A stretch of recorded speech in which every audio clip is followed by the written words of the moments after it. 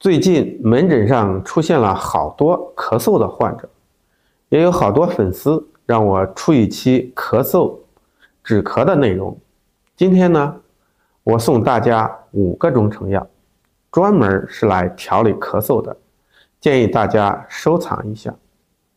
对于近期的咳嗽来说呀，我总结了4大类，一种是寒咳，一种是热咳，还有一种呢是寒热往来，最后2种分别是干咳和久咳不止。你可以看一下属于哪种症状，又该如何去调理。首先来说一下寒咳，这类咳嗽呢多伴随着怕冷、手凉，痰和鼻涕多是以白色为主，遇到冷空气还会加重咳嗽，这多见是寒咳了，可以参考一个通宣理肺丸。然后是热咳，热咳多伴随着发热、身热、咽喉肿痛的情况，鼻涕和痰多是以浓痰、黏痰为主。对于热咳的情况，我们可以参考一个清肺化痰丸。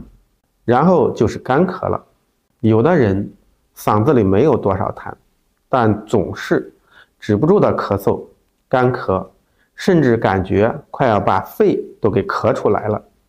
有的人还会感觉嗓子比较干痒，或者是干痛，甚至出现了刀片嗓的情况。这个时候我们可以参考一个苏黄止咳胶囊。接下来就是久咳止不住，退烧很久了，但还是咳嗽，感觉有气无力的，说话没啥劲儿，还整天的咳。这种情况呢，可能是病邪久居体内，亏耗了正气，导致肺气不足。肺气不足呢，宣发和肃降的功能就出现了问题，导致气机上逆，从而出现了久咳的问题。对于肺气不足的问题，我们可以参考一个补肺丸。最后一个就是寒热往来了，怕冷又怕热，或者是身体凉，但是感觉热，身体热感觉凉，白痰、黄痰都可能见到，伴随着胃口不适、恶心呕吐等情况。